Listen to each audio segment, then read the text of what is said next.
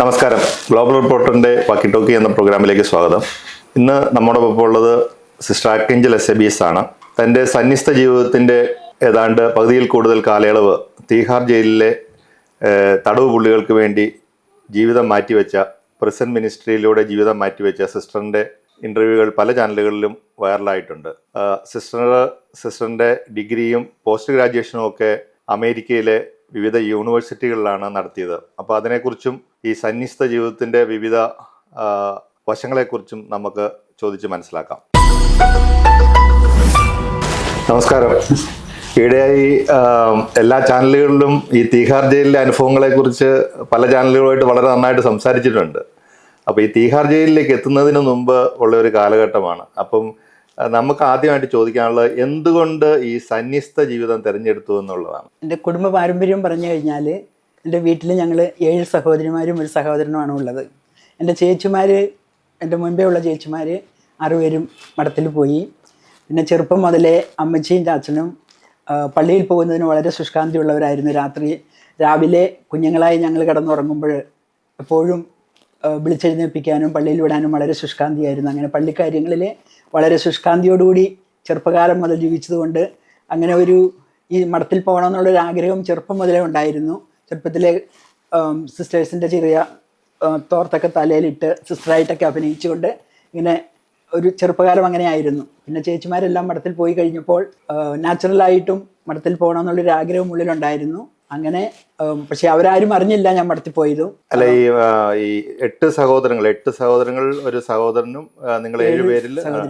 അപ്പം ഇതില് ഏത് വർഷമാണ് ഈ 10ാം ക്ലാസ് കഴിഞ്ഞിട്ട് സന്യസ്ത? 1961 10ാം ക്ലാസ് പാസ്സായി. 61. അപ്പൊ ഏകദേശം 65 വർഷം മുമ്പ് വീട് വിട്ടു പോയി. ഓക്കെ. അപ്പം ഉടുപ്പിട്ട് കഴിഞ്ഞ ഉടനെ മൂവാറ്റുപുഴ നിർമ്മല കോളേജിൽ PUC പഠിച്ചു.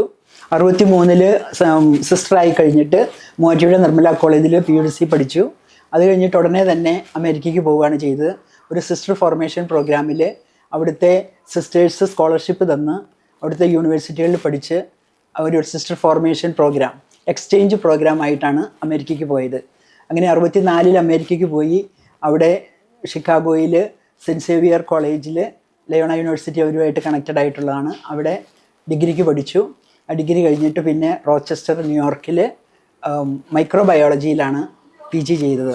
അപ്പോൾ 63 പ്രീ ഡിഗ്രി കഴിഞ്ഞിട്ട് 64 കോളേജിലേക്ക് നിർമ്മല കോളേജിൽ നിന്ന് പിന്നെ നേരെ ഡിഗ്രി വേണ്ടി അമേരിക്കയ്ക്ക് വേണ്ടി പോവുകയാണ്. അപ്പോൾ ഈ അമേരിക്കയ്ക്ക് നിങ്ങൾ പോകുമ്പോൾ നിങ്ങളുടെ കോൺവെന്റിൽ നിന്ന് വേറെ ആരെങ്കിലും ഉണ്ടായിരുന്നോ? ഞങ്ങൾ ഈ എക്സ്ചേഞ്ച് പ്രോഗ്രാമിൽ ഞങ്ങളുടെ കോൺഗ്രിഗേഷനിൽ നിന്നായിട്ട് ഞങ്ങൾ 8 പേരുണ്ടായിരുന്നു പോകാനായിട്ട്, പല സ്ഥലങ്ങളിൽ നിന്നായിട്ട് കേരളത്തിലെ. അപ്പം കോതമംഗലം പ്രൊവിൻസിൽ നിന്ന് ഞങ്ങൾ 2 പേരുണ്ടായിരുന്നു. 2 പേരും ഞങ്ങൾ വഴുത്തൂർ സ്കൂളിൽ പഠിച്ചവരാണ്. എൻ്റെ ഇടവക്കാരി തന്നെയാണ് മറ്റേ സിസ്റ്റർ. അപ്പം 10ാം ക്ലാസ്സിൽ നല്ല മാർക്ക് ഉണ്ടായിരുന്നത് കൊണ്ട് ഞങ്ങൾക്ക് അവിടെ സ്കോളർഷിപ്പ് കിട്ടി. അങ്ങനെയാണ് പോയത്. സ്കോളർഷിപ്പോട് കൂടിയാണ് അവിടെ പഠിച്ചത്. ആദ്യം ചെന്നത് ഡിഗ്രിക്ക് വേണ്ടി 3 വർഷത്തെ ഡിഗ്രിയാണോ? 4 വർഷത്തെ ഗ്രാജുവേഷൻ ചിക്കാഗോ യൂണിവേഴ്സിറ്റി. അപ്പൊ അവിടുത്തെ ജീവിതം എങ്ങനെയാണ്? അവിടെ നിങ്ങളുടെ കോൺവെന്റ് ഉണ്ടോ? എങ്ങനെയായിരുന്നു? അവിടുത്തെ കോൺവെന്റിൽ മെമ്പേഴ്സ് ആയിട്ടാണ് ഞങ്ങൾ ജീവിച്ചത്. കാരണം ഞങ്ങൾ ഇവിടെ ഉടുപ്പിട്ട് കഴിഞ്ഞ ഉടനെ പോയതായതുകൊണ്ട് അവിടുത്തെ ജൂനിയർ സിസ്റ്റേഴ്സിന്റെ കൂട്ടത്തിൽ തന്നെ ഒരു മിസ്ട്രസിന്റെ കീഴിൽ ഞങ്ങളും കോൺവെന്റിൽ അവിടുത്തെ പോലെ തന്നെ. അപ്പോൾ കോളേജിൽ പോകും. അപ്പം കോളേജിൽ അല്ല, നിങ്ങളുടെ ഈ ഗ്രാജുവേഷൻ എത്ര സ്റ്റുഡൻസ് ഉണ്ട് ഒരു ക്ലാസ്സിൽ? അല്ല, ഇങ്ങനെ ഓരോ സബ്ജക്ട് വൈസ്? ഓരോ ക്ലാസ്സിലും സാധാരണ ഇവിടുത്തെ പോലെ തന്നെ 50-ഉം 60-ഉം പിള്ളേരുണ്ട്. അപ്പൊ നിങ്ങൾക്ക് യൂണിവേഴ്സിറ്റിയും നിങ്ങളുടെ കോൺവെന്റുമായിട്ട് നല്ല ദൂരമുണ്ട്. യാത്രയൊക്കെ എങ്ങനെയാണ്? ഞങ്ങളുടെ കോളേജിന്റെ ക്യാമ്പസിൽ തന്നെയാണ് ലയോള യൂണിവേഴ്സിറ്റിയുടെ ഭാഗമാണെങ്കിലും സെന്റ് സേവിയർ കോളേജ് എന്ന് പറഞ്ഞാൽ മേഴ്സി സിസ്റ്റേഴ്സിന്റെ തന്നെ കോളേജാണ്. അപ്പൊ കോളേജിന്റെ ഒരു ഭാഗം ഹോസ്റ്റൽ പോലെ കോൺവെന്റ്. 60കളിലെ ഈ അമേരിക്കയിലെ ക്യാമ്പസ് എങ്ങനെയായിരുന്നു? 60കളിൽ എന്ന് പറയുമ്പോൾ ഇപ്പോഴത്തെ പോലെയൊന്നും അല്ല, വളരെ റിസ്ട്രിക്റ്റഡ് ആയിട്ട് തന്നെ ഞങ്ങൾ നമ്മുടെ ഇവിടുത്തെ പോലെ തന്നെ സിസ്റ്റേഴ്സിന്റെ കീഴിൽ. പക്ഷെ ഞങ്ങൾ ഇടയ്ക്കിടയ്ക്കെല്ലാം പുറത്തു പോകാൻ അനുവദിക്കും. ആരെങ്കിലും അവർ ഞങ്ങളുടെ കൂട്ടത്തിൽ പോരും. കാരണം എല്ലാം ഫോറിൻ സിസ്റ്റേഴ്സിനാകുമ്പം സ്ഥലമൊന്നും പരിചയമില്ലാത്തതുകൊണ്ട് അവർ ഞങ്ങളുടെ കൂട്ടത്തിൽ പോകുന്നു. എന്നാലും ഞങ്ങൾ എല്ലാത്തിലും ഇൻവോൾവ് ചെയ്യണമെന്ന് പ്രിൻസിപ്പലിനൊക്കെ ഭയങ്കര നിങ്ങൾ ഈ ശരിക്കും നിങ്ങളുടെ സിസ്റ്റേഴ്സിന്റെ ഡ്രസ്സൊക്കെ ഇട്ടിട്ട് തന്നെയാണ് അവിടുത്തെ സിസ്റ്റേഴ്സും ഡ്രസ്സിൽ തന്നെയാണ്. അതുകൊണ്ട് ആ ഡ്രസ്സ് തന്നെ ഇട്ട് ഞങ്ങളുടെ കൂട്ടത്തിൽ അവരുടെ കൂട്ടത്തിൽ മിങ്കിൾ ചെയ്ത് പിള്ളേരുടെ കൂട്ടത്തിൽ മിങ്കിൾ ചെയ്ത് അവരുടെ ജോലികൾ ചെയ്ത് അവരെ പോലെ തന്നെയായിട്ട് നമ്മൾ പോകുന്നു. ചിക്കാഗോയിലെ ജീവിതം ഒരു 4 വർഷം ചിക്കാഗോ യൂണിവേഴ്സിറ്റിയിൽ അത് 4 വർഷത്തോടു കൂടി കോഴ്സ് കംപ്ലീറ്റ് ചെയ്തു. അത് കഴിഞ്ഞ് നിങ്ങൾ അവിടുന്ന് നേരെ ന്യൂയോർക്കിലെ റോച്ചസ്റ്ററിലേക്ക് അവരുടെ ഡിപ്പാർട്ട്മെന്റ് തന്നെ ബയോളജി ഡിപ്പാർട്ട്മെന്റ് തന്നെ അഡ്മിഷൻ വാങ്ങിച്ച് ബയോളജിയിൽ പോസ്റ്റ് ഗ്രാജുവേഷൻ PG മൈക്രോബയോളജിയിൽ നിങ്ങൾ യൂണിവേഴ്സിറ്റി ഓഫ് റോച്ചസ്റ്ററിലേക്ക് പോവുകയാണ്. അപ്പം മറ്റേ സിസ്റ്റർ പിറ്റ്സ്ബർഗിന് പോയി, സിസ്റ്റർ കെമിസ്ട്രി ആയിരുന്നു, സിസ്റ്റർ അങ്ങോട്ട് പോയി. ഞാനും ഇവിടെ റോച്ചസ്റ്ററിലേക്ക് പോന്നു. അപ്പൊ ന്യൂയോർക്കിലെ ലൈഫ് എങ്ങനെ ഉണ്ടായിരുന്നു? ന്യൂയോർക്ക് റോച്ചസ്റ്റർ യൂണിവേഴ്സിറ്റിയിലെ PG 2 വർഷം. അപ്പൊ അത് നിങ്ങൾ സിസ്റ്റേഴ്സിന്റെ കൂട്ടത്തിലായിരുന്നു. കോൺവെന്റിൽ ഞങ്ങള് 6 പേരുണ്ടായിരുന്നു. അപ്പൊ പാരീഷില് നമ്മൾ ഇവിടുത്തെ പോലെ തന്നെ അന്നത്തെ കാലത്ത് 60s വളരെ റെസ്ട്രിക്റ്റഡ് ആയിട്ടുള്ള കോൺവെന്റ് ലൈഫായിരുന്നു ഞങ്ങൾക്ക്. മിസ്ട്രസ് അവിടെ മദറിന്റെ കീഴിലായിരുന്നു. കാറ്റീസം പഠിപ്പിക്കാനായിട്ട് പോകും സ്കൂളിലെ പിള്ളേർക്ക്. പിന്നെ പള്ളിയിലെ എല്ലാ കാര്യങ്ങളിലും നമ്മൾ പാർട്ടിസിപ്പേറ്റ് ചെയ്യും. അങ്ങനെ അവരെ പോലെ തന്നെ നമ്മളും 2 വർഷം കൊണ്ട് യൂണിവേഴ്സിറ്റിയിൽ അവിടുത്തെ PGയുടെ അപ്പൊ തുടർന്ന് പഠിക്കണമെന്ന് താല്പര്യം ഉണ്ടായിരുന്നു. പിന്നെ തുടർന്ന് അവിടുത്തെ PhD പ്രോഗ്രാം ഡോക്ടറേറ്റ് ആണ് പോകാനുണ്ട്. ആ സമയത്താണ് പാകിസ്ഥാൻ വാർ 1972 ഭയങ്കര പ്രശ്നമാകും ഇന്ത്യ പാകിസ്ഥാൻ വാർ. അതുകൊണ്ട് അധികാരികൾക്കും. അപ്പൊ ഈ 7 വർഷവും നിങ്ങൾ ഇവിടുന്ന് അമേരിക്കയിൽ പോയിട്ട് ഇതുവരെ നാട്ടിലേക്ക് തിരിച്ചു വന്നിട്ടില്ല. അപ്പം ഈ 72 വാർ തുടങ്ങി കഴിഞ്ഞപ്പം അധികാരികൾക്ക് വളരെ ബുദ്ധിമുട്ടായി. ഞങ്ങളെ അവിടെ ഉണ്ടായിരുന്നവരെല്ലാരും തിരിച്ചു വിളിക്കുവാണ്. കാരണം ഇനിയിപ്പോ ഇതെങ്ങനെ വരുന്നതുകൊണ്ട് അറിഞ്ഞുകൂടാ ഇനി ഞങ്ങൾ തിരിച്ചു വരാൻ പറ്റുമോ ഇല്ല എന്ന്. അങ്ങനെ ഞങ്ങളെ തിരിച്ചു വിളിക്കുക ചെയ്യുന്നത്. ഞങ്ങൾ തിരിച്ചു പോന്നു. തിരിച്ച് നിങ്ങളെ വിളിച്ചു. അപ്പൊ നിങ്ങൾ പോയ ആൾക്കാരെല്ലാരും തന്നെ തിരിച്ചു വന്നു. അമേരിക്കയിൽ നിൽക്കണമെന്ന് ആർക്കും തോന്നിയില്ല? അന്ന് അങ്ങനെയൊന്നും തോന്നിയില്ല.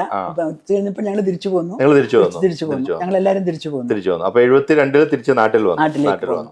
അത് കഴിഞ്ഞിട്ടുള്ള വിദ്യാഭ്യാസം. അപ്പൊ മൈക്രോബയോളജി എന്ന് പറയുന്ന ഒരു ശാഖയൊക്കെ 70 അതായത് 55-60 വർഷങ്ങൾ മുമ്പ് കേരളത്തിലില്ല. അന്ന് ആ ഡിഗ്രി എടുത്തെങ്കിലും മൈക്രോബയോളജി എടുത്തെങ്കിലും ഇവിടെ വന്നു കഴിയുമ്പോൾ നമുക്ക് എങ്ങനെയാ കോളേജിൽ പഠിപ്പിക്കാനാണെന്ന് അങ്ങനെ അതിനെക്കുറിച്ച് നമ്മൾ ചിന്തിക്കുന്നില്ല. മൈക്രോബയോളജി എന്ന ശാഖ അന്ന് വികസിച്ചിട്ടില്ല. അപ്പൊ നമ്മൾ PG കഴിഞ്ഞ് അമേരിക്കയിൽ നിന്ന് പഠിച്ചിട്ട് വന്നിട്ട് ആ അത്രയും നല്ല ഒരു അറിവ് എന്ന് പറയുമ്പോൾ അത് നമുക്ക് ഒരു വിധത്തിലും പ്രയോജനപ്പെടാതെ പോയി. അപ്പം ഇവിടെ വരുമ്പോൾ അന്ന് ആകെപ്പാടെ മൈക്രോബയോളജിയിലുള്ളവരാണ് ഡോക്ടർ CP മാത്യു സാറിന് തിരുവനന്തപുരത്ത് ഒരാളെ മാത്രമേ പരിചയപ്പെട്ടിട്ടുള്ളൂ. പക്ഷെ അന്ന് ഞങ്ങൾക്ക് മൈക്രോബയോളജി ഗവൺമെന്റ് പോസ്റ്റുകളുടെ ഒരിടത്തും പോകാൻ അനുവാദമില്ല. സിസ്റ്റേഴ്സ് ആരും പോകാറുമില്ല. അപ്പൊ ഈ പഠിച്ചത് ഒരിടത്തും ഉപയോഗിക്കാനുള്ള ഒരു സാഹചര്യം ഇല്ലായിരുന്നു. അങ്ങനെ വന്നു കഴിഞ്ഞപ്പോഴാണ് കുറച്ച് കഴിഞ്ഞപ്പോൾ അപ്പം സഭയിലെ മറ്റു ജോലികളിലൊക്കെ ഇടപെട്ട് കഴിഞ്ഞപ്പോഴാണ് സോഷ്യൽ വർക്കിലേക്ക് ഈ പാവങ്ങളുടെ ഇടങ്ങിലേക്ക് പോകാമെന്ന് ഒരു അവിടെ വെച്ചാണെങ്കിൽ സ്വന്തമായ തീരുമാനമായിരുന്നു അതോ സഭയുടെ തീരുമാനമായിരുന്നു? സഭയുടേതും സ്വന്തം രണ്ടും കൂടെ പറയാം. കാരണം അവിടെ അമേരിക്കയിൽ വെച്ച് തന്നെ ഞങ്ങൾ സ്ലംസിലൊക്കെ പോകുമായിരുന്നു. അപ്പൊ ഇങ്ങനെ പാവങ്ങളുമായിട്ട് സ്ലംസ് ഉണ്ട്. ഷിക്കാഗോയിൽ ഇഷ്ടം പോലെ ഇങ്ങനെ പാവങ്ങൾ സ്ലംസ് ഉണ്ട്. അപ്പൊ അങ്ങനെ അവരുടെ കൂട്ടത്തില് പിന്നെ നമ്മുടെ കോളേജിൽ പഠിക്കുന്ന പാവങ്ങളായിട്ടുള്ള കുട്ടികളും ഉണ്ടായിരുന്നു. കാരണം ഈ സിസ്റ്റേഴ്സിന്റെ കോളേജ് ആയതുകൊണ്ട് ഇത്ര ശതമാനം വീതം പിള്ളേർക്ക് ഫ്രീ ആയിട്ട് കൊടുക്കും. അപ്പൊ അന്നും അങ്ങനെ ഉണ്ടായിരുന്നു. അപ്പൊ അവരോടും കൂടി ഇടപെട്ടിട്ടുള്ളത് കൊണ്ട് അവരുടെ ഇടയിൽ അവർക്കൊരു താല്പര്യമായിട്ട് തോന്നി. ഇവിടെ വന്നപ്പം വേറെ സാഹചര്യം ഇല്ലാത്തത് കൊണ്ട് മൈക്രോബയോളജി കോളേജിൽ പഠിപ്പിക്കുന്ന വിഷയമല്ല. മറ്റേ സിസ്റ്റർ കെമിസ്ട്രി ആയതുകൊണ്ട് ആ സിസ്റ്ററിന് കോളേജിൽ പഠിപ്പിക്കാൻ പറ്റും. അപ്പൊ മൈക്രോബയോളജി കോളേജിന്റെ ഒരു സബ്ജക്ട് മൈക്രോബയോളജിയുടെ പഠിത്തം പിന്നെ സോഷ്യൽ വർക്കില് ചിന്തിക്കാൻ തുടങ്ങി. അപ്പൊ അത് കഴിഞ്ഞപ്പോഴാണ് അന്നത്തെ പ്രൊവിൻഷ്യൽ പറഞ്ഞു എന്നാലും ബോംബെ യൂണിവേഴ്സിറ്റിയിൽ പോയി ടാറ്റയുമായിട്ട് ടാറ്റ ഇൻസ്റ്റിറ്റ്യൂട്ടിന്റെ കണക്ഷൻ ഇല്ല MSW ചെയ്യാന്ന് പറഞ്ഞ് അങ്ങനെ MSW ബോംബെ യൂണിവേഴ്സിറ്റിയിൽ അവിടെ MSW കഴിഞ്ഞ് തിരിച്ചു വന്നു കഴിഞ്ഞപ്പോൾ പിന്നെ സഭയുടെ സോഷ്യൽ വർക്ക് പ്രോഗ്രാമിലൊക്കെ ഇടപെട്ടു. അങ്ങനെ ഇരിക്കുമ്പോഴാണ് കോതമംഗലം പ്രോവിൻസിന്റെ കോൺവെന്റിന്റെ ഞാൻ ബിലോങ് ചെയ്യുന്നത് കോതമംഗലം പ്രോവിൻസില് കോതമംഗലം ഡയസിന്റെ കീഴിലുള്ള SABS സിസ്റ്റേഴ്സ്. അപ്പൊ ഞങ്ങളുടെ വകയായിട്ട് ഡൽഹിയില് നമ്മളൊരു കോൺവെന്റ് തുടങ്ങുകയാണ്. അപ്പൊ ഈ മിഷൻ ചൈതന്യം ഉൾക്കൊണ്ടുകൊണ്ട് ഒരു ഗ്ലോബൽ ആയിട്ടുള്ള ചിന്ത വന്നു കഴിഞ്ഞപ്പം കേരളത്തിൽ മാത്രമല്ല കേരളത്തിന് പുറത്തേക്കും കൂടെ നമ്മുടെ മിഷൻ പ്രവർത്തനങ്ങൾ പ്രവർത്തിപ്പിക്കണമെന്ന് ഇങ്ങനെ ഞങ്ങളുടെ ജനറൽ ചാപ്റ്റർ അതായത് കോൺഗ്രസിന്റെ മുഴുവനും കൂടെയുള്ള ഞങ്ങളുടെ ഗവേണിംഗ് സ്ഥാപനങ്ങൾ അങ്ങനെ തീരുമാനമെടുത്തു. നമ്മൾ കേരളത്തിൽ മാത്രം ഒതുങ്ങി നിന്നാൽ പോരാ, കേരളത്തില് പുറത്തും ഇന്ത്യക്ക് പുറത്തും ഒക്കെ നമുക്ക് പ്രവർത്തനത്തിന് പോകണം. അങ്ങനെ കഴിഞ്ഞപ്പം ഡൽഹിക്ക് പോകാനായിട്ട് ഓരോ പ്രോവിൻസിനും ഓരോ സ്റ്റേറ്റുകൾ കൊടുത്തു ഇന്ത്യയിലെ. അപ്പൊ അങ്ങനെ വന്നപ്പം കോതമംഗലം പ്രോവിൻസിന് കിട്ടിയത് ഒറീസയും പഞ്ചാബും മിഷൻ ഏരിയാസ് ആയിരുന്നു. പിന്നെ മെട്രോപൊളിറ്റൻ സിറ്റീസിൽ ഏത് പ്രോവിൻസിന് വേണമെങ്കിലും പോകാമെന്നായി. അപ്പൊ അങ്ങനെ വന്നപ്പോൾ കോതമംഗലം പ്രോവിൻസിൽ നിന്ന് ഡൽഹിയിലും ബോംബെയിലും കോൺവെന്റ് തുടങ്ങി. അങ്ങനെ കോൺവെന്റ് തുടങ്ങി ഇപ്പം ഡൽഹിക്ക്. അപ്പൊ ഞാൻ അവിടുന്ന് വന്നായതുകൊണ്ട് ഇംഗ്ലീഷും അറിയാവുന്നത് കൊണ്ട് എന്നെ മേറൽ സിസ്റ്ററിനെയും കൂടെ ഡൽഹിക്ക് വിട്ടു. അപ്പൊ ഞങ്ങൾ അവിടെ ചെന്ന് നമുക്ക് എന്ത് ചെയ്യാനായിട്ട് പ്രവർത്തിക്കാൻ സാധിക്കുമെന്ന് എങ്ങനെ ആലോചിച്ചപ്പോൾ നമ്മൾ നിങ്ങളുടെ അവിടുത്തെ ഡൽഹിയിലെ കോൺവെന്റിലേക്ക് നിങ്ങൾ അവിടുന്ന് പോകുന്നു. അപ്പൊ ഈ അവിടുന്ന് നിങ്ങൾ തീരുമാനിക്കുകയാണ് ഈ പ്രസന്റ് മിനിസ്ട്രി എന്ന് പറയുന്നത് നമ്മൾ എന്ത് ചെയ്യാൻ സാധിക്കുമെന്ന് നമ്മൾ ചിന്തിക്കുകയാണ്. അപ്പൊ അങ്ങനെ ചിന്തിച്ചു കഴിഞ്ഞപ്പം അന്നേരം പ്രസന്റ് മിനിസ്ട്രിയെ കുറിച്ച് കേരളത്തിൽ ജീസസ് ഫ്രറ്റേണിറ്റി എന്ന് പറഞ്ഞൊരു ഓർഗനൈസേഷൻ ഉണ്ട്. അപ്പൊ അത് ജീസസ് ഫ്രറ്റേണിറ്റി ആവുമ്പം ഒരു ക്രിസ്ത്യൻ ചൈതന്യം മാത്രമല്ലേ, അത് കേരളത്തിൽ നന്നാണ്. കേരളത്തിന് പുറത്തു പോകുമ്പോൾ അത് എല്ലാവരെയും ഉൾക്കൊള്ളണമെങ്കിൽ പേര് മാറ്റണമല്ലോ എന്ന് വിചാരിച്ച് അത് ഇന്ത്യ മുഴുവനിലേക്കും വ്യാപിച്ചു കഴിഞ്ഞപ്പോൾ അത് പ്രസന്റ് മിനിസ്ട്രി എന്ന പേരിലായി ഈ സ്ഥാപനത്തിന്റെ പേര്. അപ്പൊ ഞങ്ങള് മഠത്തില് ഞങ്ങൾ ഡൽഹിയിൽ ചെന്ന് കഴിഞ്ഞപ്പോൾ എന്ത് ചെയ്യണമെന്ന് ഞങ്ങൾ ആലോചിച്ച് കഴിഞ്ഞപ്പോഴത്തു നമുക്ക് ഈ ചെറിയവരിൽ ഒരുവിന് ചെയ്തപ്പോഴെല്ലാം എനിക്ക് തന്നെയാണ് ചെയ്തതെന്നുള്ള ഈശോയുടെ വാക്കുകളൊക്കെ ഓർത്ത് മത്തായിയുടെ സുവിശേഷം 25-ാം അധ്യായത്തിൽ നിന്നും അതൊക്കെ വായിച്ചു കഴിഞ്ഞപ്പോൾ ഞങ്ങൾക്ക് തോന്നി നമുക്ക് ജയിൽ മിനിസ്ട്രി അന്നപ്പോ ഈ ജയിൽ മിനിസ്ട്രി എന്ന് പറയുന്നത് വളരെ വിപുലീകരിച്ച ഒരു സംവിധാനമാണോ, നിലവിലുള്ള സംവിധാനമാണോ? അന്ന് അല്ലായിരുന്നു. അപ്പം മറ്റേ പല ഇന്റർവ്യൂകളിലും പറഞ്ഞിട്ടുണ്ട്, ഇപ്പം കിരൺ മേദിയെ ആകസ്മികമായിട്ട് പരിചയപ്പെടുന്നു, അങ്ങനെയാണ് ഈ തീഹാർ ജയിലിലേക്ക് ചെല്ലപ്പെടുന്നത്. അപ്പൊ തീഹാർ ജയിലിലെ പ്രസന്റ് മിനിസ്ട്രി എന്ന് പറയുന്ന ഒരു സംവിധാനം നിങ്ങളുടെ സഭയുടെ അല്ല നിങ്ങളുടെ കോൺഗ്രിഗേഷന്റെ തലത്തിൽ രൂപപ്പെടുന്നു, അല്ല മറ്റു സഭകളും കൂടെ അതുമായിട്ട് ബന്ധപ്പെടുന്നുണ്ട്? ആ സമയത്ത് വേറെ ആരും ഇല്ലായിരുന്നു, ഞങ്ങൾ മാത്രമേ ഉള്ളൂ. അപ്പം ഈ ഞങ്ങളുടെ കോൺവെന്റ് ഇരിക്കുന്ന സ്ഥലം തിഹാർ ജയിലിനോട് വളരെ അടുത്ത സ്ഥലമാണ്. അപ്പം ആ പള്ളിയിലെ അച്ഛന് തിഹാർ ജയിലിൽ കുമ്പസാരിപ്പിക്കാനായിട്ട് പോകുമായിരുന്നു. അപ്പം ഒരു പ്രാവശ്യം ഞങ്ങളെ വിളിച്ചു. അപ്പം തിഹാർ ജയിലില് കാത്തലിക് സിസ്റ്റേഴ്സ് ആരും പോയിട്ടില്ല അതുവരെ, ഒരു കോൺഗ്രിഗേഷനും സിസ്റ്റേഴ്സും. അപ്പം അച്ഛൻ ഞങ്ങളെ വിളിച്ചു കഴിഞ്ഞപ്പം ഞങ്ങൾക്ക് ആദ്യം പോകാൻ പേടിയായിരുന്നു, കാരണം ജയിൽ എങ്ങനെയാണെന്ന് നമുക്ക് അറിഞ്ഞുകൂടാ. എന്നാലും എല്ലാം അവർക്ക് ചെയ്യാൻ പറ്റുന്നതെന്നുള്ള വിചാരത്തിൽ ഞങ്ങൾ പോയി. അവിടെ ചെന്ന് കഴിഞ്ഞപ്പോഴാണ് കിരൺ ബേഡി റൗണ്ട്സിന് വരുന്നത്. റൗണ്ട്സിന് വന്നപ്പോൾ ഞങ്ങളെ കണ്ടു കഴിഞ്ഞപ്പോൾ ചോദിച്ചു, ഇതെന്നാ കാത്തലിക് നൺസ് ഇവിടെ, ഞാനും ഒരു കാത്തലിക് സ്കൂളിൽ പഠിച്ചയാളാ, നിങ്ങൾ എന്നാ ഇവിടെ നിന്ന് ചോദിച്ചുകൊണ്ട് ഞങ്ങളോട് ചോദിച്ചു. അപ്പൊ ഞങ്ങൾ പറഞ്ഞു ഞങ്ങളിങ്ങനെ യാദൃച്ഛയായിട്ട് വന്നതാണ്. അപ്പൊ കിരൺ ബേഡി പറഞ്ഞു, നിങ്ങൾ യാദൃച്ഛയായിട്ട് വരണ്ട, ഞാൻ നിങ്ങളെ ക്ഷണിക്കുന്നു, നിങ്ങൾ പഠിപ്പിക്കാനായിട്ട് ഔദ്യോഗികമായിട്ട് നിങ്ങൾക്ക് ജയിലിൽ. പക്ഷെ പൊതുവായിട്ട് ഈ എല്ലാ മിനിസ്ട്രിയെ കുറിച്ചും ഒരു സംശയം പൊതുസമൂഹത്തിനുള്ളത്, ഇത് നിങ്ങളെല്ലാം മതപരിവർത്തനം നടത്താൻ വേണ്ടിയുള്ള പരിപാടികളാണ്. നിങ്ങൾ ശരിക്കും ആക്ച്വലി ഈ തീഹാർ ജയിലിൽ എന്താണ് ചെയ്തുകൊണ്ടിരുന്നത്? ഞങ്ങൾ അവിടെ ചെയ്യുന്നത് കൗൺസിലിംഗ് ആണ്. ഞങ്ങൾ മെയിൻ ആയിട്ട് ആദ്യം ഉദ്ദേശിച്ചത് കൗൺസിലിംഗ് എന്ന് പറഞ്ഞു കഴിഞ്ഞാൽ, അതായത് അവരെ നേരായ വഴിക്ക് കൊണ്ടുവരാനുള്ള ഒരു വിശ്വാസത്തിൽ മോറൽ സയൻസിന്റെ കൊടുക്കുക. കാരണം തിഹാർ ജയിലിലെ പ്രിസണേഴ്സ് അന്ന് ഞങ്ങൾ ചെല്ലുമ്പോഴുള്ളത് ആന്ധ്ര, മധ്യപ്രദേശ്, ബീഹാർ, ജാർഖണ്ഡ്, ഈ മറ്റ് സ്റ്റേറ്റുകളിൽ നിന്നുള്ള അൺഎഡ്യൂക്കേറ്റഡ് ആയിട്ടുള്ള ചെറുപ്പക്കാരായിട്ടുള്ള ഒത്തിരി പ്രിസണേഴ്സ് ഉണ്ട്. ഞങ്ങൾ ചെല്ലുമ്പോൾ തിഹാർ ജയിലിൽ ഒരു 3000-4000 ഇൻമേറ്റ്സേ ഉള്ളൂ ആകെ 3 ജയിലിലായിട്ട്. ഈ തിഹാർ ജയിൽ എന്ന് പറഞ്ഞാൽ 500 ഏക്കർ സ്ഥലത്ത് വ്യാപിച്ചു കിടക്കുന്ന ഒരു ഏഷ്യയിലെ ഏറ്റവും വലിയ ജയിൽ കോംപ്ലക്സ് ആണ്. പക്ഷെ അന്ന് അവിടെ 3 കെട്ടിടമേ ഉള്ളൂ, ഇത്രയും കുറച്ച് ആൾക്കാരും ഉള്ളൂ. അപ്പൊ ഈ വന്നിരിക്കുന്ന ചെറുപ്പക്കാരായിട്ടുള്ളവർ അധികം പേരും ലോ കാസ്റ്റിൽ നിന്നും വന്ന ഡൽഹിക്ക് ജോലിക്ക് വന്ന ആൾക്കാരാണ്. കാസ്റ്റ് ലോ കാസ്റ്റ് എന്ന് പറയുമ്പോൾ ഈ അപ്പർ കാസ്റ്റും കാസ്റ്റും അപ്പൊ ജയിലിൽ തന്നെ ഈ ക്ലാസിഫിക്കേഷൻ ഉണ്ട്. അതായത് അവരെ ട്രീറ്റ് ചെയ്യുന്നത് ഡിഫറെന്റ് ആയിട്ടാണോ? ഡിഫറെന്റ് ആയിട്ട് തന്നെയാണ് ജയിലിനകത്തും ഉള്ളത്. അപ്പൊ ഈ വന്നിരിക്കുന്ന ആൾക്കാര് ഡൽഹിയിൽ ജോലിക്ക് വന്ന ആൾക്കാർ ചെറിയ ചെറിയ പെറ്റി ക്രൈംസിന് പോലീസ് ഇടപെട്ട് പിടിച്ച് ജയിലിൽ കൊണ്ടുവന്നാക്കുന്നവരാണ്. പിന്നെ ഇവരുടെ പേരൻസ് ആൾക്കാരെല്ലാം അവരുടെ സംസ്ഥാനങ്ങളിലാണ്, അവർക്കറിയത്തില്ല ഇവർ ജയിലിലാണെന്ന്.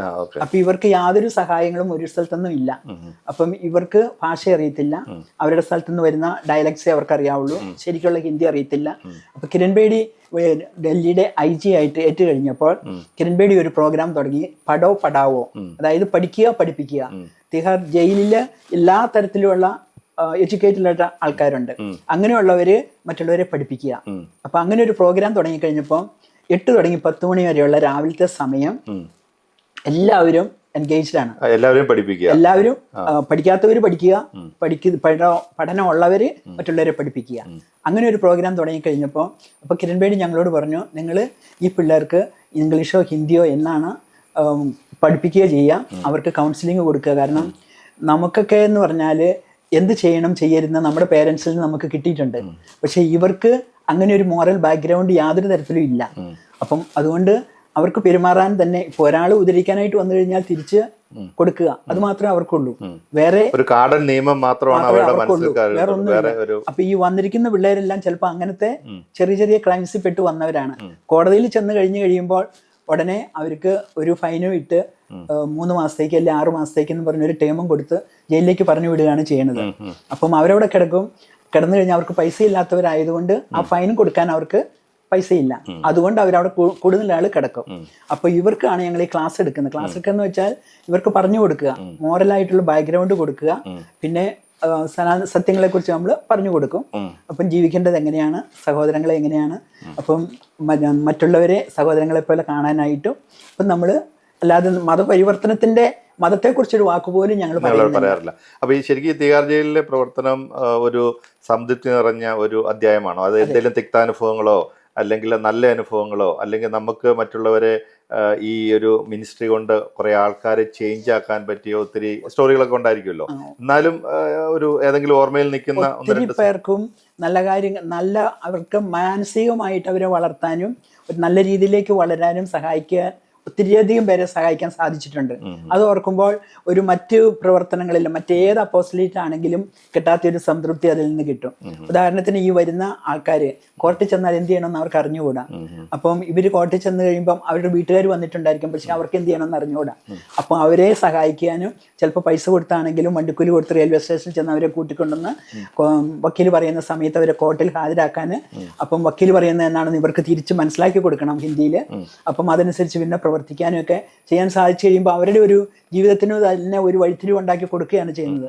അപ്പം അങ്ങനെ വന്നു കഴിയുമ്പം ഇവർ ജയിലിൽ നിന്ന് റിലീസ് ചെയ്ത് കഴിയുമ്പോൾ അവർക്ക് നമ്മളോടൊരു തീർത്ഥാർത്ഥി ഒരു കടപ്പാട് പോലെ അവർ നമ്മളെ കാണുന്നത്. അപ്പം നമ്മളിങ്ങനെ ഓരോരുത്തർക്കും ചെയ്യുന്നുണ്ട്, നമ്മൾ കുറച്ച് കഴിയുമ്പോൾ മറന്നു. ഈ വഴിതെറ്റിപ്പോയ അല്ലെങ്കിൽ സാഹചര്യങ്ങളുടെ സമ്മർദ്ദം കൊണ്ട് ജീവിതം നഷ്ടപ്പെട്ടു പോയവരെ തിരിച്ച് നല്ലൊരു സിറ്റിസണായിട്ട് കൺവേർട്ട് ചെയ്യുക എന്നുള്ള ഒരു പ്രക്രിയയാണ് നിങ്ങൾ ഇവിടെ ചെയ്തുകൊണ്ടിരുന്നത്. അങ്ങനെ ഒത്തിരി പേർക്കും ചെയ്യാൻ പറ്റുന്നത്. ഉദാഹരണത്തിന് ഒരു കാര്യം ഞാൻ എപ്പോഴും ഓർക്കുന്നുണ്ട്. ആദ്യത്തെ പ്രാവശ്യം ഇപ്പം എൻ്റെ ക്ലാസ്സിൽ ഇങ്ങനെ ഒരു 40 പിള്ളേരുണ്ട്. പിള്ളേരെന്ന് വെച്ചാൽ 18-നും ഈ തിഹാർ ജയിലിൽ 18-നും 21-നും വയസ്സിനിടയ്ക്കുള്ള അഡലസൻ ബോയ്സിന് മുണ്ടക്കാന എന്ന് പറഞ്ഞുകൊണ്ട് ഒരു ജയിലുണ്ട്. അതിൻ്റെ അകത്തുള്ളവരെല്ലാം ഈ പ്രായത്തിലുള്ളവരാണ്. അപ്പോൾ ഒരു ചെറുക്കനുണ്ടായിരുന്നു, ആന്ധ്രാപ്രദേശുകാരനാണ്, കല്ലു എന്നാണ് അവൻ്റെ പേര്. എന്നിട്ട് അവന് ഭയങ്കര റിവെഞ്ചാണ്. എന്നിട്ട് ഇവൻ്റെ അപ്പനെ കൊല്ലാൻ വേണ്ടിയിട്ടാണ് ഇവൻ ഇരിക്കുന്നത്. അങ്ങനെ അവൻ പറഞ്ഞു അപ്പനെ കൊല്ലാൻ 2-3 പ്രാവശ്യം ട്രൈ ചെയ്തുകൊണ്ടാണ് ഇവൻ ജയിലിന് വന്നത് തന്നെ. എന്നിട്ട് അവന് ഇങ്ങനെ വളരെ റിവെഞ്ച്ഫുൾ മനസ്സിലായി, ക്ലാസ്സിൽ ഒന്നും ശ്രദ്ധിക്കില്ല, ഇങ്ങനെ ഇരിക്കും. അപ്പം ഞാൻ ഇവനെ നോട്ട് ചെയ്ത് കഴിഞ്ഞപ്പോൾ ഞാൻ ഇവനെ വിളിച്ചു. എന്നിട്ട് ഞാനിങ്ങനെ ചോദിച്ചു, മോനെ എന്നാ പറ്റിയേ, എൻ്റെ ഫാമിലി ബാക്ക്ഗ്രൗണ്ട് ഒക്കെ ചോദിച്ചു കഴിഞ്ഞപ്പം അവൻ ആദ്യം ഒന്നും പറയില്ലായിരുന്നു. അത് കഴിഞ്ഞപ്പോൾ അവൻ പറഞ്ഞു, ഇങ്ങനെ എൻ്റെ അപ്പന് എൻ്റെ അമ്മേനെ ഞങ്ങളെല്ലാം ഉപദ്രവിക്കുമായിരുന്നു, പിള്ളേരെയൊക്കെ ഒത്തിരി ഉപദ്രവിക്കുന്നത് കണ്ടിട്ടുണ്ട്, ഭയങ്കരമായിട്ട് കുടിക്കും. അതുകൊണ്ട് അപ്പൻ്റെ കൂട്ടത്തിലുള്ള ജീവിതം ഞങ്ങൾക്ക് പറ്റില്ല, ഇവൻ മൂത്തവനാണ്, അപ്പൻ്റെ കൂട്ടത്തിൽ എനിക്ക് ജീവിക്കാൻ പറ്റത്തില്ല, എൻ്റെ അനിയന്മാരെയും പെങ്ങന്മാരെയും എല്ലാവരെയും അപ്പനെ ഉപദ്രവിക്കും, അതുകൊണ്ട് അപ്പനെ ഞങ്ങൾ കൊന്നു കളഞ്ഞേക്കാമെന്നാണ് ഞാൻ വിചാരിച്ചത്. പല പ്രാവശ്യം ട്രൈ ചെയ്തു. അങ്ങനെ പറഞ്ഞു കഴിഞ്ഞു. പിന്നെ ജീവനെക്കുറിച്ച് ഇവന് പറഞ്ഞു കൊടുത്ത് നമുക്ക് ജീവൻ തന്നത് ഒരു ദൈവമാണ്, ആ ഈശ്വരൻ. അപ്പൊ ഇവരുടെ ഭാഷയിൽ സംസാരിക്കും. ഈശ്വരൻ നമുക്ക് ജീവൻ തന്നു, ആ ജീവൻ എടുക്കാൻ നമുക്ക് അവകാശമില്ല, അത് ഈശ്വരൻ തന്നെ എടുക്കണം. അപ്പം അന്നേരം അവൻ പറയും, അപ്പൊ അങ്ങനെയാണെങ്കിൽ ആ ജീവൻ നന്നായിട്ട് മനുഷ്യൻ ഉപയോഗിക്കണ്ടേ, അത് ഉപയോഗിക്കുന്നില്ല. അപ്പൊ ഇങ്ങനെ അവർക്ക് പറഞ്ഞു കൊടുത്ത് അവരെ കൊണ്ട് ജീവന്റെ വിലയെക്കുറിച്ച് മനസ്സിലാക്കി കഴിയുമ്പോൾ അവന്, എന്നിട്ട് അവസാനം ഇവന് കല്ലു എന്ന് പറയുന്ന ഒരു വ്യക്തി പിന്നെ സമൂഹത്തിന് കൊള്ളാവുന്നവനായി. അവന് അത് ആ ചിന്തകളിൽ നിന്ന് മാറി. എന്നിട്ട് അപ്പോഴത്തേക്കും ഈ അപ്പൻ എന്നാ കാണിച്ചു, ഈ ഭാര്യയും മക്കളെയും ഉപേക്ഷിച്ചിട്ട് വേറൊരു പെണ്ണിനെ പോയി കെട്ടി അവന്റെ കൂട്ടത്തിലാണ് താമസിക്കുന്നത്. അപ്പൊ ഇങ്ങനെ ഇവന് ഈ വൈരാഗ്യം ഇങ്ങനെ കൂടി വരുവാണ്. അപ്പൊ ഇവന് മനസ്സിലാക്കി കൊടുത്തു കഴിയുന്തോറും അന്നേരം അവൻ പറഞ്ഞു, സിസ്റ്റർജിക്ക് പറഞ്ഞുകൂടാ, എൻ്റെ അപ്പനിപ്പം വേറൊരാളുടെ കൂട്ടത്തിൽ താമസിക്കുന്നതാണ്. അപ്പൊ അങ്ങനെയൊക്കെ പറഞ്ഞു കഴിയുമ്പോൾ ഇവന്റെ ഈ വൈരാഗ്യം കൂടി വരുവാകുമ്പോൾ അതനുസരിച്ച് നമ്മളവനെ മാറ്റിക്കഴിഞ്ഞിട്ട് എങ്ങനെയാണെങ്കിലും അവസാനം വന്നു കഴിഞ്ഞപ്പം ഇവൻ ഈ അപ്പനുമായിട്ട് റെക്കൺസിൽ ചെയ്തു. അപ്പം ഇങ്ങനെ അത് ഒരു 1.5 വർഷത്തോളം എടുത്തു. അവന് അപ്പനുമായിട്ട് ഒരു ക്ഷമ ചോദിച്ച് അപ്പനെ സ്വീകരിക്കാവുന്ന ഒരു രീതി വന്നു. അപ്പോഴത്തേക്കും ഈ രണ്ടാമത്തെ വൈഫ് അപ്പനെ ഇട്ടിട്ട് പോയി. അപ്പോൾ ഈ അപ്പൻ രോഗിയായി തന്നെയായി. എന്നിട്ട് ഞാൻ തന്നെ അവന് പൈസ കൊടുത്തിട്ട് ടിക്കറ്റിന് ഇവന് പരോളിൽ ഇറങ്ങിക്കഴിഞ്ഞപ്പോൾ ടിക്കറ്റ് എടുത്തു കൊടുത്ത് അവനെ ആന്ധ്രയ്ക്ക് പറഞ്ഞു വിട്ടു. എന്നിട്ട് അവൻ അവിടെ ചെന്ന് അച്ഛനെ കണ്ടു. അപ്പം ഞാൻ പറഞ്ഞു, നീ അച്ഛനെ കൂട്ടിക്കൊണ്ടുപോവാ, മക്കൾ പെങ്ങന്മാരൂടെ ഉണ്ടല്ലോ നോക്കാൻ, നിന്റെ അമ്മയൂടെ ഉണ്ട്, അമ്മ നോക്കിക്കോളൂ അപ്പനെ. എന്നിട്ട് അപ്പനെ കൂട്ടിക്കൊണ്ടു വന്നു, അപ്പനെ ശുശ്രൂഷിച്ചു.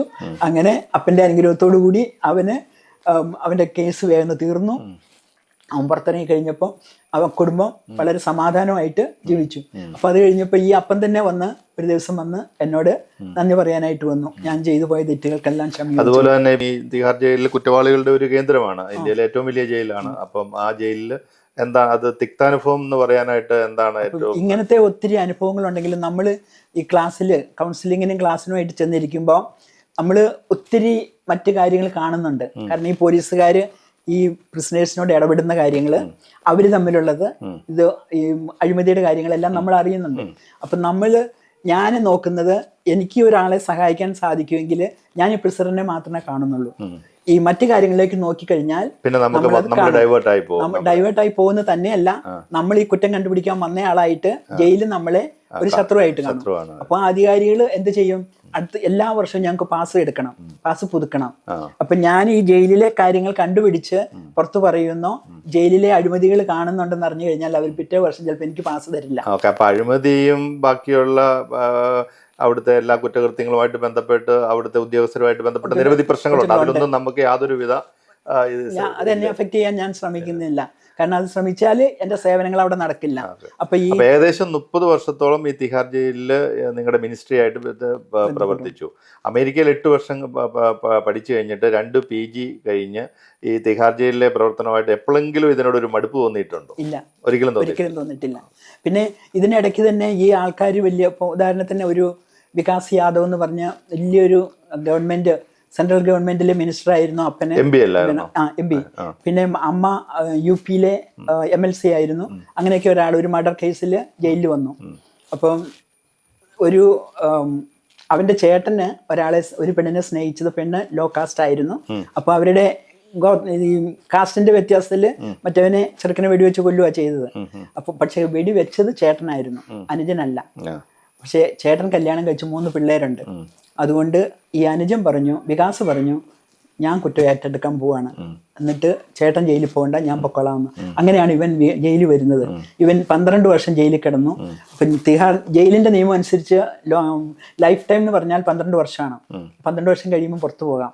പക്ഷേ ഈ മരിച്ച ചെറുക്കൻ്റെ അമ്മ വളരെ ഇൻഫ്ലുവൻഷ്യൽ ആയിരുന്നു. അങ്ങനെയുള്ളൊരു സ്ത്രീ ആയിരുന്നത് കൊണ്ട് വീണ്ടും ഒരു ലൈഫ് ടൈം കൂടെ അവന് അഡീഷണൽ കൊടുക്കാനായിട്ട് കോർട്ടിൽ നിന്ന് അനുവാദം വാങ്ങിച്ചു. അപ്പൊ അവൻ അങ്ങനെ 23 വർഷം ജയിലിൽ കഴിഞ്ഞു. പക്ഷെ ആ മനുഷ്യൻ ഒരു വാക്കുപോലും ഈ തിഹാർ എതിരായിട്ട് ഒന്നും പറയുന്നില്ല. പക്ഷെ ചില ആനുകൂല്യങ്ങളെല്ലാം പറ്റുന്നുണ്ട്, അത് സത്യമാണ്. കാരണം ഹാർട്ടിന് 23 വർഷം ജയിലിൽ കടന്നു, ഇപ്പോഴും ജയിലുണ്ട്, പോയിട്ടില്ല ഇതുവരെ. അപ്പം ഓൾ ഇന്ത്യയിലാണ് ട്രീറ്റ്മെന്റിന് പോകുന്നത്. അപ്പോൾ ട്രീറ്റ്മെൻറ്റിന് ഓൾ ഇന്ത്യ ചെന്ന് 4 ദിവസം കിടക്കേണ്ടി വരും. കിടക്കുമ്പോൾ അവൻ്റെ ഫ്രണ്ട്സൊക്കെ വരും, അവരെയൊക്കെ കാണുന്നുണ്ട്. ഇങ്ങനെയുണ്ട്, അങ്ങനെ ഓരോ ആനുകൂല്യങ്ങളൊക്കെ അനുഭവിക്കുന്നുണ്ട്. എങ്കിലും അവൻ വളരെ കൃത്യമായിട്ട് ഇപ്പോൾ അവൻ യോഗയായിട്ട് ജയിലിൽ തന്നെ കഴിയുന്നു.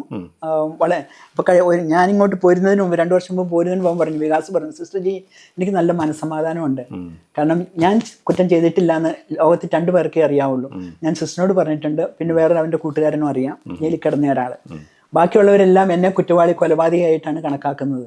എന്നാലും എനിക്കതിൽ ബുദ്ധിമുട്ടില്ല. വളരെയധികം അങ്ങനെ അങ്ങ് അക്സെപ്റ്റ് ചെയ്തൊരു മനുഷ്യനായിട്ടാണ് ഇപ്പോൾ. അപ്പം ഞാനിപ്പം മരിച്ചു കഴിഞ്ഞാൽ എനിക്ക് യാതൊരു പ്രശ്നവും ഇല്ല. കാരണം ഞാൻ എൻ്റെ സഹോദരനെ സഹായിച്ചിട്ടുണ്ട്. അതുകൊണ്ട് അങ്ങനെയുള്ള ആൾക്കാരെ നമ്മൾ ജയിലിൽ കാണാൻ പറ്റും. അതേസമയം സുബ്രത റോയി, ഈ സഹാറ എയർലൈൻസ്, അവരൊക്കെ ഇങ്ങനെ 5 സ്റ്റാർ ഹോട്ടലിനേക്കാളും വലിയ ആനുകൂല്യത്തില്ല തിഹാർ ജയിലിനകത്ത് തന്നെ കഴിയണത്. പിന്നെ അഭിഷേക് വർമ്മ എന്നൊരു സ്റ്റീൽ റിച്ച് മനുഷ്യനുണ്ടായിരുന്നു, മർച്ചന്റ്. അവളും അവളുടെ റൊമേനിയൻ ഗേൾഫ്രണ്ടും, അവരൊക്കെ താമസിക്കുന്നത് ജയിലിൽ 5 സ്റ്റാർ ഹോട്ടലിൽ ഇത്ര സൗകര്യമില്ല. അതേമാതിരിയുള്ള സൗകര്യങ്ങൾ ഇവർക്കുണ്ട്. ഫുള്ളി എയർ കണ്ടീഷൻഡ് ആയിട്ടും 2-3 കമ്പ്യൂട്ടർ, എല്ലാ സൗകര്യങ്ങളോടും കൂടി അത് പ്രവർത്തിക്കാനുള്ള ആൾക്കാരും ഉണ്ട്. അങ്ങനെയൊക്കെയാണ് അവരിക്കുന്നത്. കാരണം ഇതെല്ലാവരും അറിയുന്നുണ്ട്. ഈ ജയിലിൽ കിടക്കുമ്പോഴും അഭിഷേക് വർമ്മ ഇവർക്കൊരു ആനുകൂല്യമുണ്ട്. ഇപ്പം വൈഫോ അമ്മയോ സഹോദരിയോ ലേഡീസ് ജയിലിൽ കിടക്കുവാണെങ്കിൽ അവരുടെ ആൾക്കാർ, ഹസ്ബൻഡ്, ബ്രദർ, ഇവര് ആണുങ്ങളുടെ ജയിലിൽ കിടക്കുന്നവർക്ക് എല്ലാ സാറ്റർഡേയും ഇവരെ പോലീസിന്റെ വണ്ടി വന്ന് കൊണ്ടുവന്ന് ജയിലിൽ കൊണ്ടുവന്ന് കാണിക്കും. ലേഡീസ് ജയിലിൽ കൊണ്ടുവന്ന് കാണിക്കും. ഇവർക്ക് അങ്ങോട്ട് പോകത്തില്ല. അപ്പൊ ലേഡീസ് ജയിലിൽ ഇവരെ കൊണ്ടുവന്ന് കാണിക്കും. അപ്പൊ ആ സമയത്ത് 2-3 മണിക്കൂർ ഇവർക്ക് കാണാം. അപ്പൊ ഇവര് ഒരാഴ്ച മുഴുവനും സൂക്ഷിച്ചു വെച്ചിരിക്കുന്ന സാധനങ്ങൾ, ബിസ്ക്കറ്റ് സാധനങ്ങൾ എന്ത് വേണമെങ്കിലും ഇവർക്ക് കൊണ്ടുവന്ന് കൊടുക്കാം പോലീസിന്റെ സഹായത്തോടെ. അങ്ങനെയൊക്കെ സൗകര്യമുണ്ട്. പക്ഷേ ഈ അഭിഷേക് വർമ്മയും മരിയാങ്കയും കാണുന്നത് സൂപ്രണ്ടിന്റെ ഓഫീസിൽ വെച്ച് ഇവര് നേരെ ഇരുന്ന്, മറ്റവര് അഴിക്കുള്ളിൽ കാണും, ഇവര് നേരെ ഇരുന്ന് കാണും. അപ്പോൾ എപ്പോഴൊക്കെ വരണമെന്ന് തോന്നുന്നുണ്ടോ അപ്പോഴൊക്കെ ഇവര് സൂപ്രണ്ടിന്. ഇങ്ങനത്തെ ഇതൊക്കെ നമ്മൾ കാണുന്നുണ്ട്, നമുക്കറിയാൻ ചെയ്യും. ഞാൻ ഒരു പ്രാവശ്യം ഞാൻ സൂപ്രണ്ടിനോട് എന്തോ ചോദിക്കാനായിട്ട് ചെല്ലുമ്പോൾ അഭിഷേക് വർമ്മ ഇരിപ്പുണ്ട്. ഈ മരിയാങ്ക ലേഡീസ് ജയിലിലായതുകൊണ്ട് എനിക്കറിയാം നല്ലവണ്ണം. അപ്പം ഞാൻ കയറി ചെന്നത് മരിയാങ്ക പറഞ്ഞു, സിസ്റ്റർജി ദിസ് ഈസ് അഭിഷേക് വർമ്മ, അഭിഷേക്. അപ്പൊ എനിക്ക് മനസ്സിലായി ആളാരാന്ന്. അവരിയ്ക്കുന്നത് സൂപ്രണ്ടിന്റെ ഓഫീസിലാണ്, സൂപ്രണ്ടിന്റെ കസേരയിലാണ് ഒരാളിരിക്കുന്നത്. സൂപ്രണ്ട് മുറിയിൽ നിന്ന് ഇറങ്ങിപ്പോയി ഇവർ വന്നു കഴിഞ്ഞപ്പോൾ. അപ്പൊ ഇങ്ങനത്തെ സൗകര്യങ്ങളും ആനുകൂല്യങ്ങളും അവിടെയുണ്ട്, നമ്മൾ കാണുന്നുണ്ട്. 30 വർഷത്തെ പ്രസന്റ് മിനിസ്ട്രി ജീവിതത്തില് കേരളത്തിലെ ഇന്ത്യയിലെ തന്നെ ഒരു കുറ്റകൃത്യങ്ങളുടെ ഒരു തലസ്ഥാനം തന്നെയാണല്ലോ തിഹാർ ജയില്. തിഹാർ ജയിലിലെ ഈ അനുഭവങ്ങളും ഒക്കെ ആയിട്ട് ഡയറക്റ്റ് ബന്ധപ്പെട്ട് നിന്നാണ്. അപ്പോൾ നമുക്ക് തിഹാർ ജയിലിലെ അനുഭവങ്ങളിൽ നിന്ന് നമുക്ക് തിരിച്ചു വന്നു കഴിഞ്ഞാൽ, നിങ്ങൾ കോവിഡിന് മുമ്പ് 2019 ഈ മിനിസ്ട്രിയിൽ നിന്ന് നിങ്ങളുടെ മഠത്തിലേക്ക് കേരളത്തിലേക്ക് തിരിച്ചു വന്നു. അപ്പോൾ അത് കഴിഞ്ഞിട്ടുള്ള ജീവിതം എങ്ങനെയാ? റിട്ടയർമെന്റ് ലൈഫാണോ? എങ്ങനെയാണ് അതിന്റെ ഒരു? ഞങ്ങൾക്ക് സിസ്റ്റേഴ്സിന് റിട്ടയർമെന്റ് ഇല്ലെന്നാണ് ഇപ്പൊ ഞാൻ ജീവനുള്ളിടത്തോളം കാലം സർവീസ് പറ്റുന്നിടത്തോളം കാലം, ആരോഗ്യമുള്ളിടത്തോളം കാലം. ഇപ്പം ഞാൻ വന്നു കഴിഞ്ഞ് പിന്നെ ഇപ്പം ഇവിടെ ഞങ്ങളുടെ കോൺവെന്റിൽ തന്നെ സീനിയർ സിസ്റ്റേഴ്സ് താമസിക്കുന്ന ഒരു കോൺവെന്റ് ഉണ്ട്. അതായത് ഒരു 80+ ആൾക്കാരാണ് ഉള്ളവരെല്ലാം. ഞങ്ങൾ 33 പേരുണ്ട് കോൺവെന്റില്. അതിലൊരു 4-5 പേരുണ്ട് നടക്കുന്നവർ, നോർമലായിട്ട് നടക്കുന്നവരും സംസാരിക്കുന്നവരും. അല്ലാത്തവര് വടി കുത്തിപ്പിടിച്ച ചെവി കേൾക്കത്തില്ല, കണ്ണ് പകുതി കാണാം, നിവർന്ന് നടക്കത്തില്ല, അപ്പം ബെൽറ്റ് ഇട്ടവരാണ് അധികം പേരും. അങ്ങനത്തെ ആൾക്കാരൊക്കെയാണ് അധികം. ഭക്ഷണം ചിലർക്ക് മുറികളിൽ കൊണ്ടുപോയി കൊടുക്കണം. അപ്പം അങ്ങനെയുള്ള സീനിയർ സിസ്റ്റേഴ്സ് ആയിട്ടുള്ള താമസിക്കുന്ന ആൾക്കാരുടെ ഒരു ഇതിലാണ്. അപ്പം അവിടുന്ന് തിരിച്ചു വന്നെങ്കിലും ഇത് ഇവരുടെ ഈ എന്നാ പറയണത്, ഇവരുടെ പ്രതികൂല കാര്യങ്ങളൊക്കെ കാണുമ്പം തന്നെ നമുക്ക് വേറൊരു സാഹചര്യത്തിലെല്ലാം കണ്ടു വന്നിരിക്കുന്നത് കൊണ്ട് നമുക്ക് അവരെ മനസ്സിലാക്കാൻ സാധിക്കും കൂടുതലും. അപ്പൊ ഈ ഇപ്പം ഇത് കഴിഞ്ഞാൽ ഇപ്പം സഹോദരങ്ങളിൽ 5 പേര് തന്നെ സിസ്റ്റേഴ്സാണ്. അപ്പം അവരുടെയൊക്കെ ഈ മേഖലകളൊന്ന് പെട്ടെന്ന് പറഞ്ഞു പോകാം. അവർ ഏതൊക്കെ ഈ പറഞ്ഞ പോലെ മിനിസ്ട്രിയിലാണ് വർക്ക് ചെയ്തിട്ടുള്ളത് എന്നുള്ള അവരുടെ ആ ഒരു. ചേച്ചിമാരെല്ലാം ടീച്ചേഴ്സ് ആയിരുന്നു. ഏറ്റവും മൂത്ത ചേച്ചി സ്കൂളില് ടീച്ചേഴ്സ് ആയിരുന്നു. 3 പേര് ക്ലാരിസ്റ്റ് സിസ്റ്റേഴ്സ്, എറണാകുളം പ്രൊവിൻസിലെ ക്ലാരിസ്റ്റിൽ ചേർന്നത്. അതിലൊരാള്, രണ്ടാമത്തെ ചേച്ചി മിഷന് പോകണമെന്ന് ഒത്തിരി രണ്ടാമത്തെ ചേച്ചി മിഷന് പോകാൻ ഒത്തിരി ആഗ്രഹമായിരുന്നു. പക്ഷെ വീട്ടിൽ നിന്ന് എന്ത് ചെയ്താൽ ചാച്ചൻ സമ്മതിക്കില്ലായിരുന്നു. എന്നിട്ട് അവസാനം കരഞ്ഞവരോട് കഴിഞ്ഞ് കഴിഞ്ഞപ്പോൾ പറഞ്ഞു മഠത്തിൽ പൊക്കോളാൻ പറഞ്ഞു. അപ്പം മഠത്തിൽ ക്ലാരമഠത്തിൽ ചേർന്നെങ്കിലും എറണാകുളത്ത് അങ്കമാലി ചേർന്ന് കഴിഞ്ഞപ്പോൾ അവരും മിഷൻ തുടങ്ങി കഴിഞ്ഞപ്പോൾ ആദ്യം പേര് കൊടുത്തത് ചേച്ചിയാണ്. അപ്പോൾ അവരുടെ മിഷൻ ഭോപ്പാലിൽ തുടങ്ങി. അപ്പം ഭോപ്പാൽ മിഷനിലെ ഫസ്റ്റ് മിഷണറി ആയിരുന്നു ചേച്ചി. ആ ചേച്ചി 2 വർഷം മുൻപ് മരിച്ചുപോയി. പിന്നെ എൻ്റെ ബ്രദറായിരുന്നു കുഞ്ഞാഞ്ഞ, ട്രാൻസ്പോർട്ടിൽ ഇൻസ്പെക്ടറായിട്ട് റിട്ടയറായി. കുഞ്ഞാഞ്ഞ ഒരു 25 വർഷം മുൻപ് മരിച്ചു കഴിഞ്ഞ്.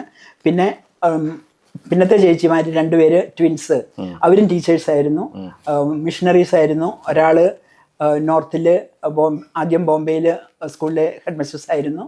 പിന്നെ ഊട്ടിയിൽ അവരുടെ സ്കൂളുകളിൽ, നോർത്തിലുള്ള അവരുടെ സ്കൂളുകളിൽ 2-3 സ്കൂളുകളിലെല്ലാം പ്രിൻസിപ്പൽ ആയിട്ട് ജോലി ചെയ്തു. ഇരട്ടയിലുള്ള മറ്റേ സിസ്റ്റർ ചേച്ചി ബോംബെയിൽ വെച്ച് അവർക്ക് ഗുജറാത്തിൽ ഇഷ്ടംപോലെ കോൺവെന്റ് ഉണ്ടായിരുന്നുകൊണ്ട് ഗുജറാത്തി മീഡിയത്തിലാണ് ചേച്ചി ഡിഗ്രി ചെയ്തത്. അപ്പോൾ ചേച്ചി ഗുജറാത്ത് റീജിയനിലുള്ള സ്കൂളുകളിൽ പഠിപ്പിച്ചിരിക്കുകയായിരുന്നു. പിന്നെ അതിൻ്റെ ഇളയ ചേച്ചിയാണെങ്കിൽ ക്ലാരമഠത്തിൽ എറണാകുളത്ത് തന്നെ ചേച്ചി സ്കൂളിൽ നിന്ന് എഴുപന്ന ഭാഗത്ത്, നീണ്ടകര ഭാഗത്ത് പഠിപ്പിച്ച് അവിടുന്ന് റിട്ടയറായി. പിന്നെ ഞാനായിരുന്നു. എൻ്റെ ഇളയാള് നേഴ്സ്, അമേരിക്കയിലാണ് നേഴ്സായി ജോലി ചെയ്യുന്നത്, ഫാമിലി. അങ്ങനെ ഞങ്ങൾ 7 സിസ്റ്റേഴ്സ്, 6 പേരും എല്ലാവരും തന്നെ, ഒരാൾ ഒഴിച്ച് ബാക്കിയെല്ലാം ടീച്ചേഴ്സ്, ഒരാൾ സോഷ്യൽ വർക്കിലേക്ക് പോന്നു. ഇങ്ങനെയായിട്ട് അപ്പം ഇങ്ങനെ പോന്നു. ചേച്ചിമാർ ഇങ്ങനെ എല്ലാവരും ടീച്ചേഴ്സായിരുന്നിട്ട് അവരെങ്ങനെയായി. ചാച്ചനും അമ്മച്ചിയും കുഞ്ഞാഞ്ഞയും 3 പേരും മരിച്ചു പോയി. എങ്കിലും കുഞ്ഞാഞ്ഞയുടെ ഫാമിലി മെമ്പേഴ്സും ഞങ്ങളും തമ്മിൽ ഇപ്പോഴും ആ പണ്ടത്തെ സ്നേഹബന്ധം നിലനിൽക്കുന്നുണ്ട്. അതുകൊണ്ട് ഞങ്ങൾ നമ്മുടെ ആ കുടുംബത്തിൻ്റെ ഗെട്ടുറുപ്പ് ഇപ്പോഴും നന്നായിട്ട് തന്നെ പോകുന്നെന്ന് പറയുന്നതിൽ വളരെ സന്തോഷമുണ്ട്. പിന്നെ ഇനി ഈ സന്യസ്ത ജീവിതത്തിലേക്ക് ആൾക്കാർ ഇപ്പം വരുന്നതിലൊക്കെ വളരെ കുറവുണ്ടെന്ന്. അപ്പം അത് എന്താണ് അതിനെക്കുറിച്ച് പറയാനുള്ളത്? ഇങ്ങനെയുള്ള ഏതൊക്കെ മേഖലകളിലാണ് ഇപ്പം ഈ സർവീസ് ചെയ്യാനും അല്ലെങ്കിൽ മിഷൻ പ്രവർത്തനം നടത്താനും ഒക്കെ ഉള്ള സാധ്യതകൾ ഇന്നത്തെ സാഹചര്യത്തിൽ അതിനൊക്കെ ഒരു സാധ്യതയുണ്ടോ? ഇപ്പം വീടുകളിലാണെങ്കിലും മക്കൾ കുറവാണ്. അതുകൊണ്ട് റിലീജിയസ് ലൈഫിലേക്ക് വരുന്ന ആൾക്കാരും വളരെ കുറവേ ഉള്ളൂ. എങ്കിലും വരുന്നവർക്ക് നമ്മൾ നേരത്തെ തുടങ്ങിയൊരു പ്രചോദനം കൊടുക്കുകയാണെങ്കിൽ ഈ തരത്തിലുള്ള മിനിസ്ട്രികളിലേക്ക് വരാനായിട്ട്. കാരണം ഈ തടവുള്ളികൾ എന്ന് പറഞ്ഞു കഴിഞ്ഞാൽ സൊസൈറ്റിയിലെ ഏറ്റവും least and lost and last അവരാണ് സൊസൈറ്റിയുടെ ഏറ്റവും താഴെ ഉള്ള ആൾക്കാർ. അപ്പം അവരെ അപ്രീഷിയേറ്റ് ചെയ്യാൻ നമുക്കൊരു പ്രത്യേക ചൈതന്യം ഉള്ളിൽ വേണം. നമ്മൾ സുവിശേഷത്തിൽ നിന്ന് കിട്ടുന്ന പോലെ സ്നേഹവും കരുണയും ഉണ്ടെങ്കിൽ മാത്രമേ നമുക്ക് അവരെ സേവിക്കാൻ സാധിക്കുകയുള്ളൂ. അപ്പോൾ ഈ സൊസൈറ്റിയിലെ ഇങ്ങനെയുള്ള ഏറ്റവും ലാസ്റ്റ്, ലോസ്റ്റ് ആൻഡ് ലീസ്റ്റ് ആ ബ്രദറിന് വേണ്ടി നമ്മൾ ജോലി ചെയ്യണമെങ്കിൽ, അവർക്ക് വേണ്ടി ജോലി ചെയ്യണമെങ്കിൽ അങ്ങനത്തെ ഒരു ബാക്ക്ഗ്രൗണ്ട് നമുക്ക് വീടുകളിൽ നിന്നും കിട്ടിയെങ്കിലേ സാധിക്കുകയുള്ളൂ. അപ്പം നമ്മുടെ കുടുംബത്തിൽ ഈ സ്നേഹവും കരുണയും ഉണ്ടെങ്കിൽ അതനുസരിച്ച് വളർന്നു വരുന്ന കുഞ്ഞുങ്ങളും ഇങ്ങനെയുള്ള പിന്നീടുള്ള പ്രവർത്തനങ്ങളിലേക്ക്, അതായത് പ്രസന്റ് മിനിസ്ട്രി ചെയ്യുന്ന ജോലികളിലേക്ക്, ഓർഫനേജസ്, ഇങ്ങനെ കുഞ്ഞുങ്ങളെ നോക്കുന്നവർ, അങ്ങനെയുള്ള മേഖലകളിലേക്ക് പോകാനായിട്ട് അവർക്കൊരു പ്രചോദനമാകും. അതുകൊണ്ട് അങ്ങനെ വളർന്നു വരുന്ന തലമുറയ്ക്ക് അങ്ങനെയൊരു സ്നേഹവും കരുണയും കൊടുത്തുള്ള കുടുംബങ്ങളിൽ നിന്ന് വരാനും പേരൻസും പ്രത്യേകം ശ്രദ്ധിക്കണം. അവർ ശ്രദ്ധിക്കുകയാണെങ്കിൽ കുഞ്ഞുങ്ങൾ ആ വഴിയിൽ വരികയും അവരുടെ ജീവിതത്തെ തന്നെ സ്നേഹവും കരുണയും കൊടുത്തുകൊണ്ട് ഉള്ള സേവനങ്ങളിലേക്ക് അവർക്ക് മാറാനും സാധിക്കും. തൻ്റെ 65 വർഷത്തെ മിഷൻ പ്രവർത്തനത്തിൻ്റെ സന്യസ്ത ജീവിതത്തിൻ്റെ സമർപ്പിത ജീവിതത്തിൻ്റെ അനുഭവങ്ങളാണ് സിസ്റ്റർ നമ്മളോട് പങ്കുവെച്ചത്. അതായത് 65 വർഷം മുമ്പ് അമേരിക്കയിൽ ഗ്രാജുവേറ്റ് ചെയ്ത് അത് കഴിഞ്ഞ് പോസ്റ്റ് ഗ്രാജുവേഷനും കഴിഞ്ഞ് 8 വർഷത്തോളം അമേരിക്കയിലെ ആ കളർഫുൾ ജീവിതത്തിൽ നിന്ന് തിരിച്ച് ഇന്ത്യയിൽ വന്ന് അനേകം ജീവിതങ്ങൾക്ക് അവരുടെ ജീവിതത്തെ പുനർനിർമ്മിക്കുവാനായിട്ട്, അതിന് അവസരമുണ്ടാക്കുവാനായിട്ട് അവരുടെ ആ മിഷൻ പ്രവർത്തനത്തിലൂടെ, പ്രസന്റ് മിനിസ്ട്രി എന്ന ഒരു മിഷൻ പ്രവർത്തനത്തിലൂടെ സാധിച്ച ആ ഒരു ധന്യമായ ജീവിതത്തിൻ്റെ കഥകളാണ് നമ്മൾ കേട്ടത്. ഇനിയും വളരെ കാലം ഇങ്ങനെയുള്ള പ്രവർത്തനങ്ങൾക്ക് അവർക്ക് മുന്നോട്ട് പോകാൻ സാധിക്കട്ടെ എന്ന് ആശംസിക്കുന്നു. നമസ്കാരം.